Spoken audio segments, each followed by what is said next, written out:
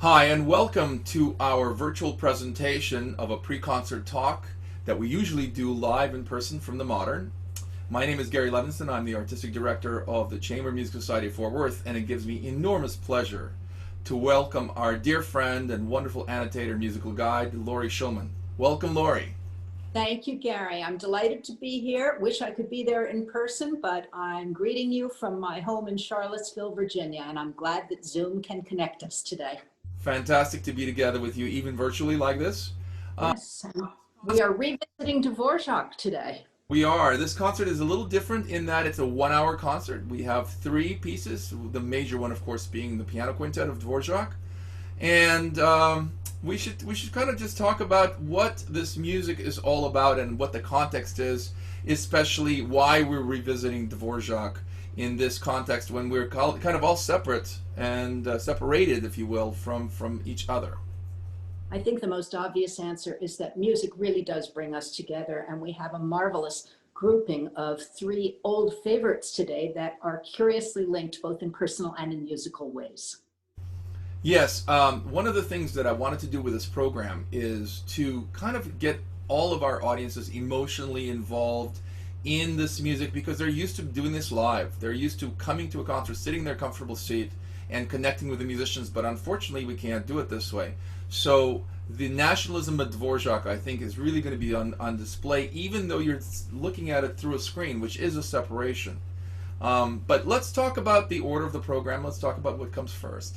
We are opening with a Slavonic dance by Dvorak from his Opus 72 set of dances. He actually wrote two sets, and these were very much a response to Brahms's Hungarian dances, and we'll have an example of one of those as the second work.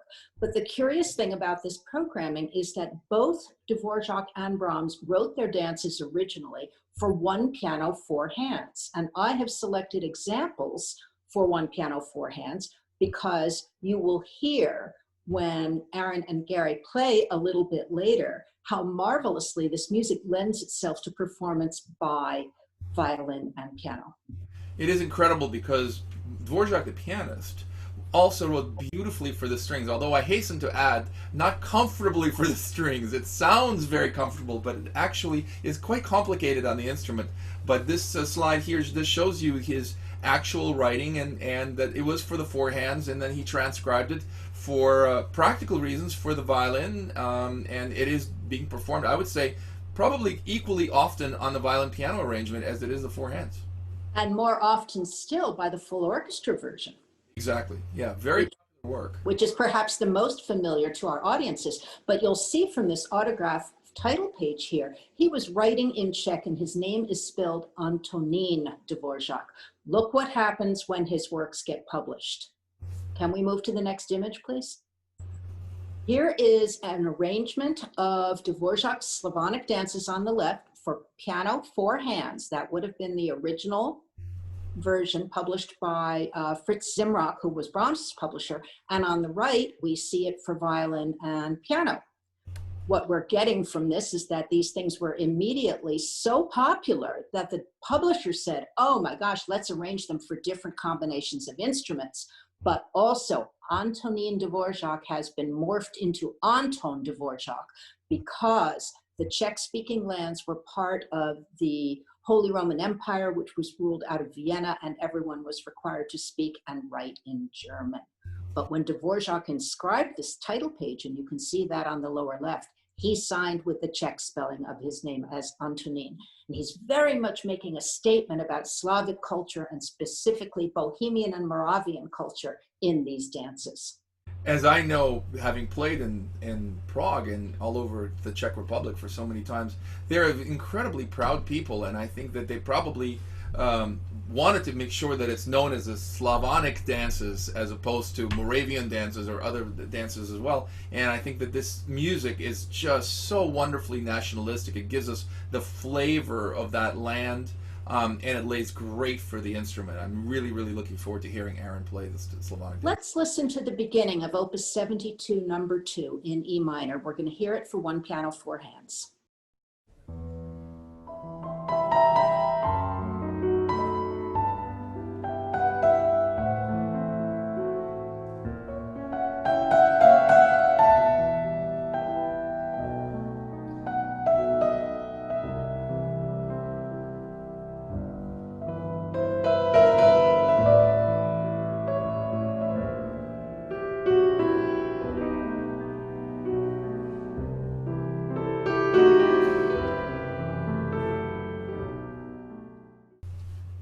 Now, this dance is cast in the form of a dumka, which is an important ballad and song form that was popular in Ukraine, Poland, and the Czech-speaking lands in the 19th century. It is marked by an overall melancholy atmosphere, but there will be interruptions and episodes that are lighter and brighter in character. This next example is just exactly such a contrasting section. You'll notice he switched to E major, and the repetition of the melodic line is always varied. His melodic invention is nonstop.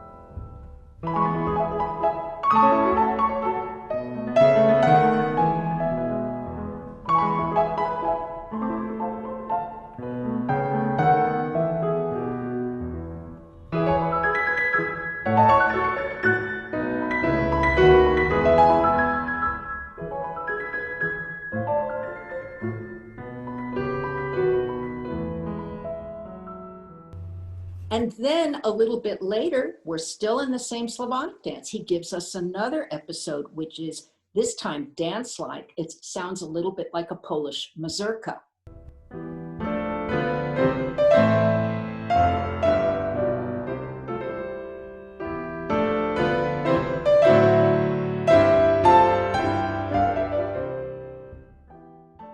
All three of these examples are just begging for the flexible phrasing that is capable on the violin. They're so well suited to the violin, as you will hear when this is performed a little bit later.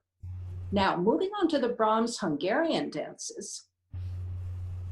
Brahms's Hungarian dances actually date from 1868, and they were so successful that his same publisher, Zimrock, asked him for another set in 1880.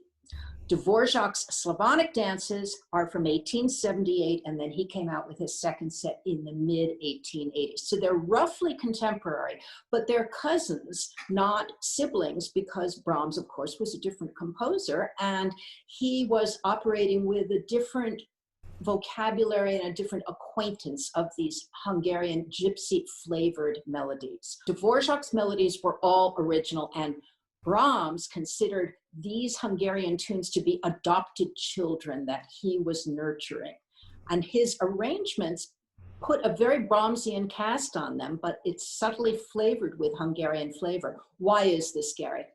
Well, because of course his relationship with Remini and maybe even longer relationship with Joseph Joachim, gave that indelible connection with Hungary and with the romantic and folk music of Hungary. I also think it's very important for us to remember that in many ways Brahms was Dvořák's musical father, because he was able to actually bring him to Europe much in maybe even more than the way Schumann did for Brahms back in the day.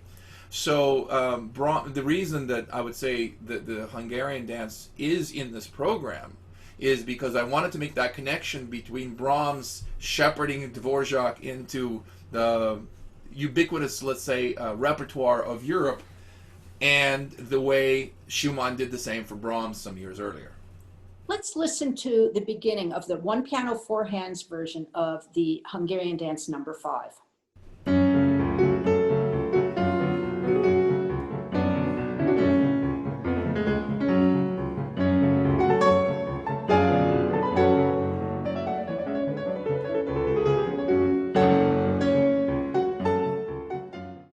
This really needs no musical introduction to anyone. It's very, very famous and has been frequently used in cinema.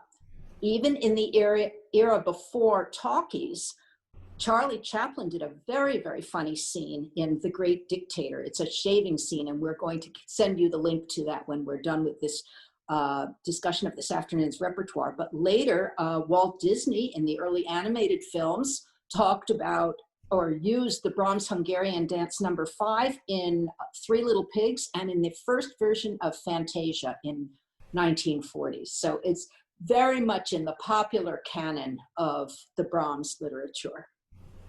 And one of my very favorite pieces, because it does in fact lay very beautifully on the violin. In some ways this Hungarian dance is actually much more, quote, violinistic than some of the Dvorak violin pieces, of which, for example, the Romance we play all the time. But a lot of it does not lay very well in the hands. Fortunately for the listener, it doesn't matter because they sound fantastic. One thing that the Hungarian dances do have in common with the Dvorak Slavonic dances is that they're very episodic. So we started with this dramatic G minor segment that you just heard, but in the middle of it, he breaks out into something that is very much a Hungarian gypsy rhythm, but it's decidedly dance-like and a very bright major mode.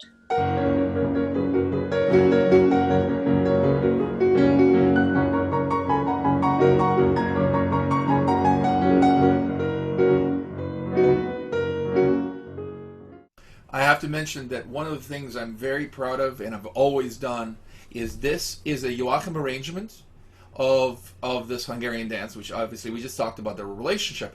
And there's a very special Hungarian bowing in the middle of it, which is all up bows. And I've always loved doing it because it feels great, but it's also very authentic. So I encourage our audience to look for it in the middle of this Hungarian dance. This is actually a wonderful image that I love because Lakatos, the violinist there on your left, is one of the legendary Hungarian gypsy violinists. His father was even more legendary, and I'm proud to say that I've heard both his father and him play live. It is an unforgettable experience.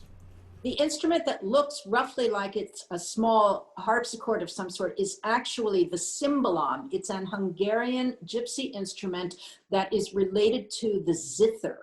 And it's extremely difficult to play, but it adds a unique timbre to the traditional gypsy band. And this is the kind of flavor we have in Brahms's Hungarian dances. It's also worth mentioning that those of us who are fans of Ravel's music, when he wrote Tzigán, he was actually using a different instrument called the luteal to imitate the cymbalom because they didn't have one handy in Paris. This is a photograph. You can see this is what they would have looked like at about the turn of the 20th century. So really just perhaps 20 years after Brahms and Dvorak were writing all of this music. Notice the scroll of the double bass that is also doubling as a hat stand. Yes, I do see that. I love that. We're going to move now to this afternoon's main feature, which is, of course, the marvelous piano quintet in A major by Antonín Dvořák. The Slavonic dance and the Hungarian dance are really good appetizers for this piece because it is flooded with Slavonic flavor, including the use of another dumka in the second movement. But I get ahead of myself. We have in the opening of this quintet an introduction established by piano, and then he does something extraordinary. He gives this delicious theme to the cello, not to the first violin. He's got a whole string quartet to work with here. He gives it to cello. Let's listen.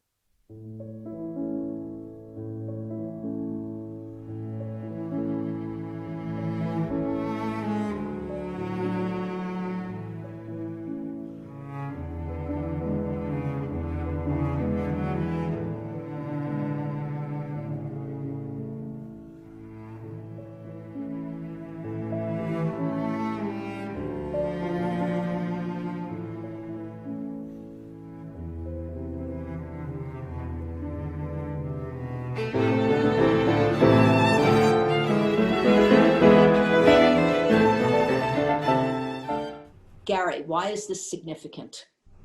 Well, we have to remember that even though, with great respect to people like Boccherini and David Popper, the cello is not yet a solo instrument. It's equal to the piano or to the violin.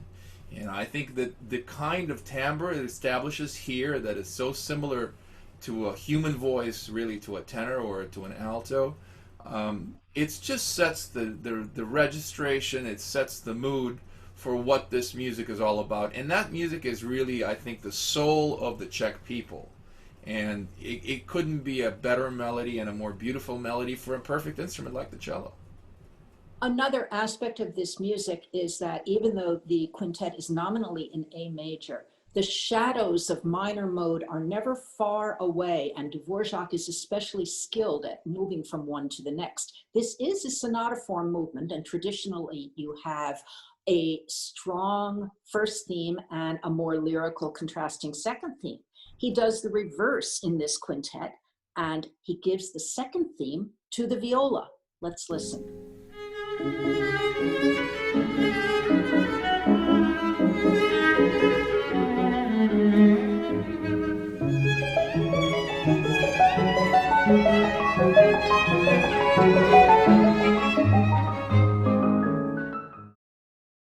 This is a slightly more agitated theme, and when it is restated, he finally gives the violin center stage. It's the same tessitura as the cello, but it's a different timbre, it's a different rhythm, and yet the overall contour of the melody is distinctly related to the main theme that we heard in the previous example.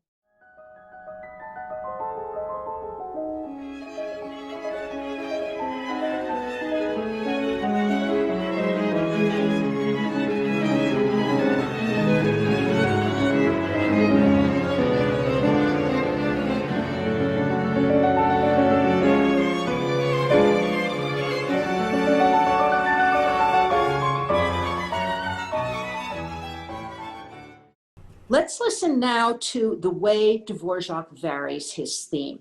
And further on in the development, he's using a variation on the first theme, the one that the cello introduced, but now he does it in two-part counterpoint.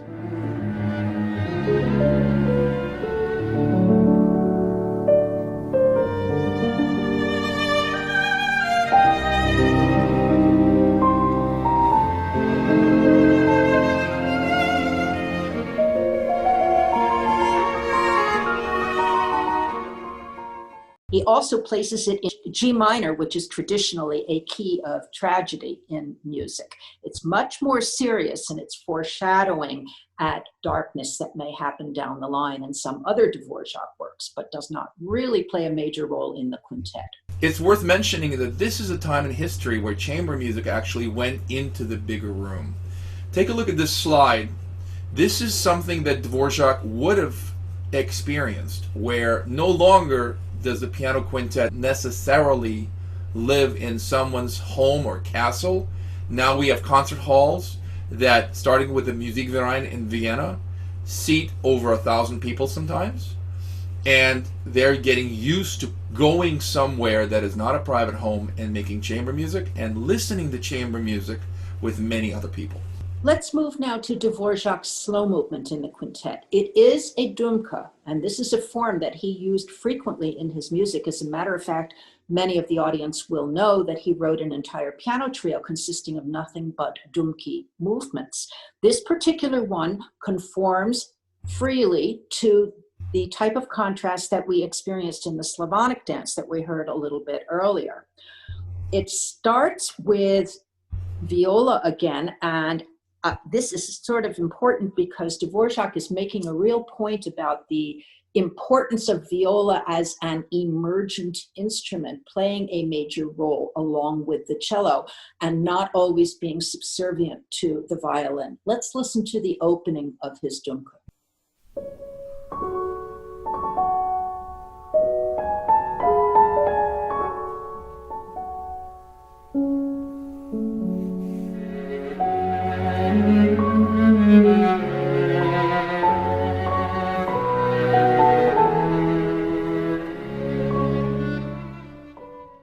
So you hear the piano establishes the mood and then the viola gets the theme. A little bit later, we have one of those brighter contrasting segments.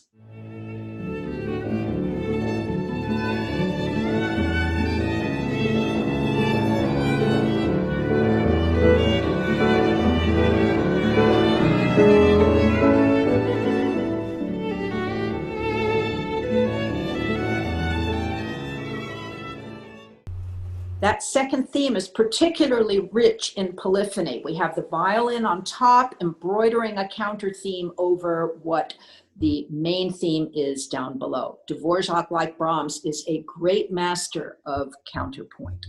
It's really worth mentioning for us that the viola was very dear to Dvorak's heart, much like it was to Mozart before him, and he not only played the instrument, but he featured it in many of his orchestral works, and of course in many of his chamber music works, in his string quartets and in this quintet. Now, the third movement of the quintet is another dance. Dunka can also be a literary or a ballad form, but the Furiant is very specifically a Czech dance. It has nothing to do with fury. It has everything to do with country dances, foot stamping, joy, and a brisk tempo in triple meter, often using hemiola, which is the superimposition of 2 on 3. This one I like to call the sparkler movement because it opens with this piano lick that just goes by like the wind and is so infused with lightweight joy. It calls to mind the best scherzi of Mendelssohn, but it is so firmly Dvořák's language. Let's listen.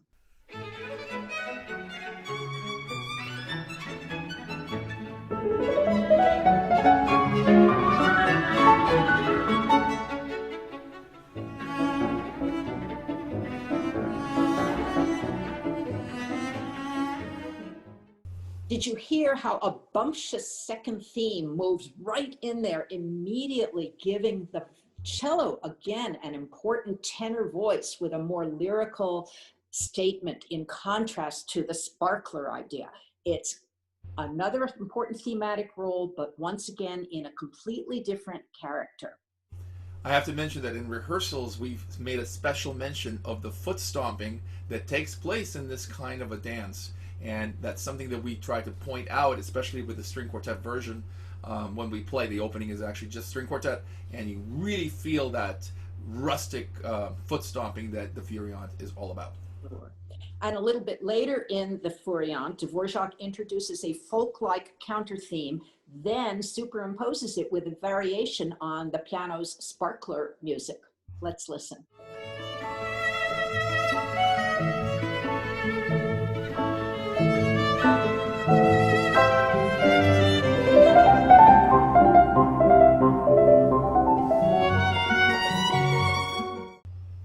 Like a scherzo, the Furiant has a contrasting trio section in the middle.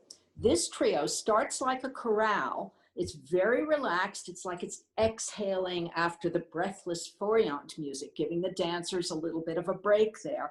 And then we're going to hear a hint of the home theme. But the thing I'd like you to be listening for is that there's a pedal point in here, which sort of relates it to the idea of an organ grinder's musette. Let's listen.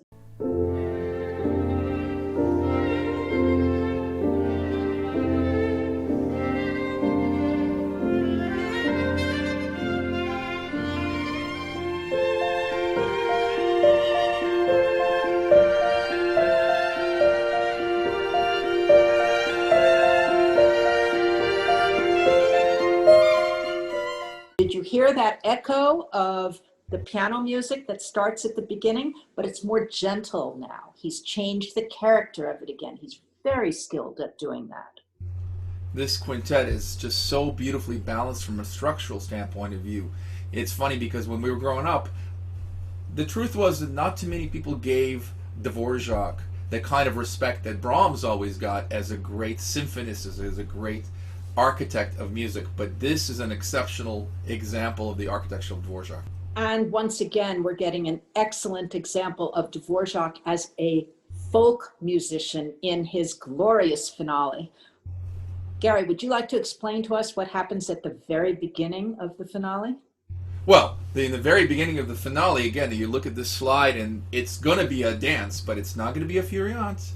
And there's what the French called hésitando in it. There's a lot of flexing of time and meter, and also it's a very unusual finale movement. If you look at Brahms, Dvořák's mentor for a certain while, and certainly somebody he admired, Brahms would write finales that were relatively simple in structure and kind of, just meant to rouse you to your feet. This finale is arguably more complicated than the first 3 movements. It has a fugue in it. It is a gigantic, very heavy piece of music, and a really loaded piece of music. There's a lot of stuff going on here. Let's listen to a clip from the very beginning of the movement.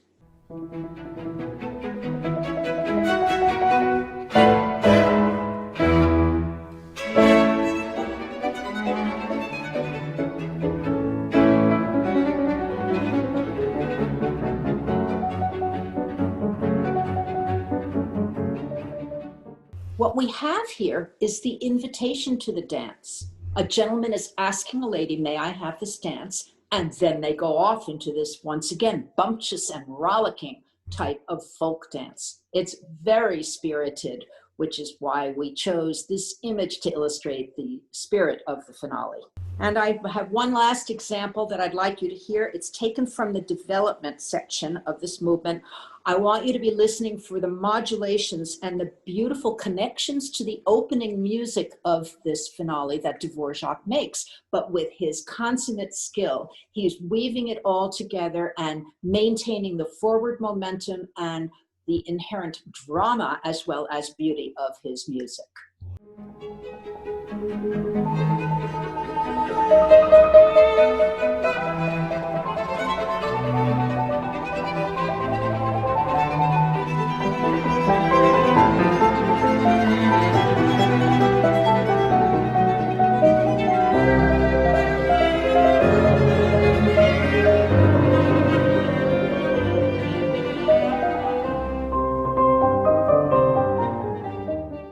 Gary, tell us, is this a fun piece to play for the quintet musicians? It's not only a fun piece, it's a glorious piece, and what's amazing about it is, like with every masterpiece, every time we've played it, I've talked to my colleagues, even the youngest among us has played it at least a dozen times. It gets more and more complicated, and you find more and more detail in it. So I cannot wait to perform it. I know all of our colleagues will be on board in the chat for our virtual performance here in YouTube Premiere. So I encourage all of our patrons, and especially the ones that are new to this, to please join us in the chat. Please enjoy this music. It is exciting for me to have played it now for God knows what, maybe 80th time, but it's just as fresh as it was the first time. We are all with you virtually. Thank you so much, Gary. Thank you, Laurie.